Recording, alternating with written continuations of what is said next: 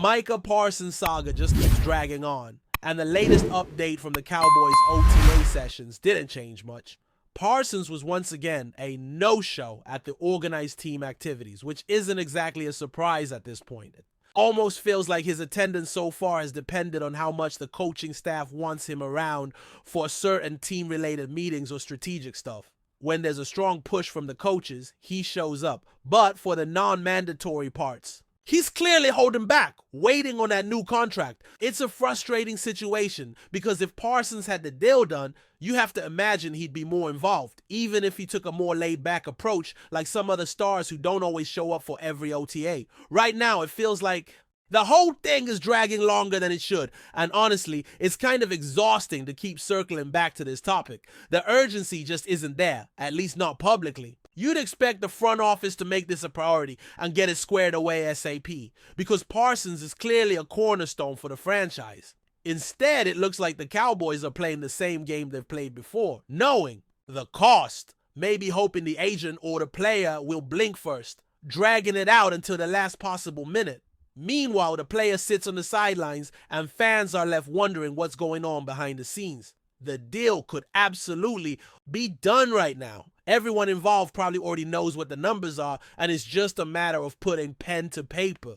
But the fact that we're still talking about Micah Parsons not having signed by the time OTAs roll around in late spring feels like a huge missed opportunity for the team to get some momentum going. Getting that contract finalized would not only clear the air, but would also allow Parsons to fully focus on football without the distraction of negotiations hanging over his head. Instead, it's a drag on the offseason vibe and the overall sense of team unity. Despite all that, Parsons has made some appearances here and there, showing he's not completely checked out.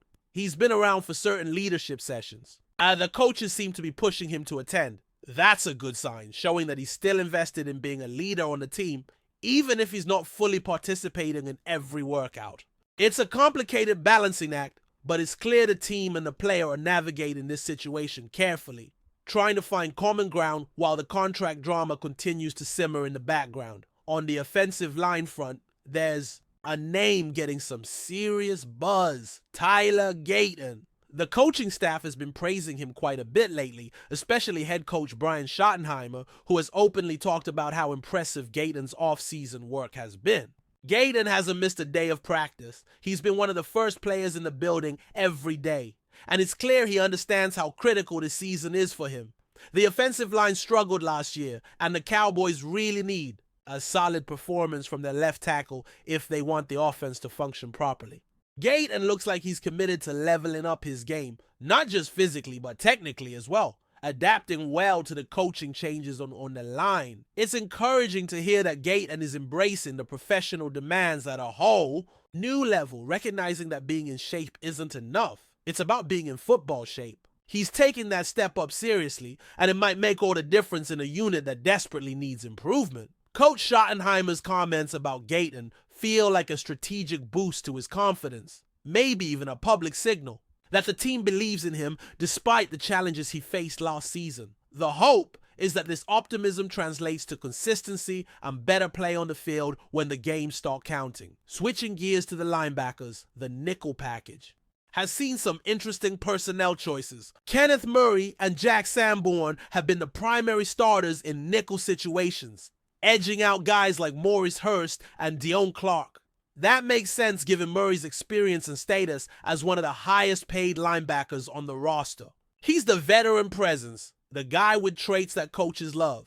But the question remains whether he can take his game to the next level and become more consistent. Jack Sanborn is familiar with the defensive system, having played it previously in Chicago, which likely gave him an edge and motivated him to take a slightly lower contract just to get a better chance at meaningful playing time. Sanborn's addition to the linebacker room definitely adds depth and experience, and the competition for snaps in that group is going to be exciting to watch as the offseason progresses. There's a clear battle brewing for roles and playing time, which is exactly what you want. A competitive environment that pushes players to improve. On the defensive backside, Dante Bland has been a regular in the slot, getting plenty of reps there and showing the coaches that he belongs in the rotation. Meanwhile, Isaiah McKim is also getting some looks at nickel, but if Bland consistently outperforms him, it could push McKim back into a backup role or special teams duties. The nickel cornerback role is a crucial one for this defense, especially with Trayvon Diggs rehabbing and expected to miss the start of the season.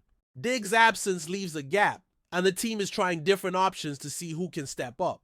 Juan Thornhill and Kevon Wallace have seen reps in the slot as well, and it's clear the coaching staff is still experimenting with personnel to find the best fit. The cornerback depth chart looks a bit thin, so whoever secures a starting spot has a big opportunity to prove himself early and often. As for the running backs, Miles Sanders has been making some plays during OTAs, including a nice run up the middle and a broken screenplay that caught some attention. It's still early in the offseason, so it's tough to draw too many conclusions, but it appears the running back group will operate as a committee, sharing carries depending on the situation. Fans and analysts alike will be waiting to see who emerges as a lead back once training camp kicks off and pads come on, since that's when the physicality of the position really shows. Javonte Williams, Jaden Blue, and others are all in the mix, making the backfield a key area to watch as the season approaches. At quarterback, Joe Milton showed some signs of progress after a rocky first day in the media sessions. He's got a rocket arm that can make jaw-dropping throws, but at times, his accuracy and decision-making are still inconsistent, almost like a video game where you pull off an amazing play and then completely miss the next one. He's getting plenty of reps, and there's still a lot of development ahead for him before he's ready to contribute at a high level. It's a roller coaster, but the flashes of talent are there, and it will be interesting to see how he grows. Through the offseason, Trayvon Diggs, as mentioned, remains sidelined as he rehabs his injury. The Cowboys have been publicly critical of his rehab efforts in the past, but this time, it seems like Diggs is fully committed to the process and doing everything right. The hope is that he can make a full recovery and return to form in time for the upcoming season, which would be a huge boost to the defense. There's always a little cautious optimism when a key player is rehabbing, but so far things look positive. On the right guard front, Tyler Booker appears to be the starter, but there's some shuffling with backups getting reps as well. Brock Hoffman, for example, has taken snaps at center and right guard, showing the team's desire to have flexible depth in case of injuries or emergencies. This kind of versatility is valuable in the NFL, and it's common for coaches to rotate players through multiple positions during OTAs and training camp to prepare them for various scenarios. Booker is the guy to beat, but the competition and rotation will continue as the team fine-tunes its offensive line. Overall, the OTA period has given us a mix of encouraging signs and lingering questions. The Micah Parsons contract drama continues to be the elephant in the room, casting a shadow over what should be a time of preparation and growth. On the bright side, young players like Tyler Gayton are showing they're ready to step up, and the linebacker and defensive back groups are shaping up with some intriguing battles for playing time. The offense's ability to gel will hinge heavily on the performance of the offensive line, especially at left tackle and right guard, while the running back committee looks ready to compete for carries. As the team moves closer to training camp, the real test will come once pads are on and contact is live. That's when the true development of these players will be revealed, and the Cowboys can start to piece together the roster that will take the field in September. But for now, the off-season grind continues with all its uncertainties and hopes, and the countdown to game day keeps ticking. But before we continue, don't forget to subscribe to our channel and give this video a like. Your support helps us keep bringing you the latest updates on the Dallas Cowboys. Feel free to share your thoughts on the news in the comments as well.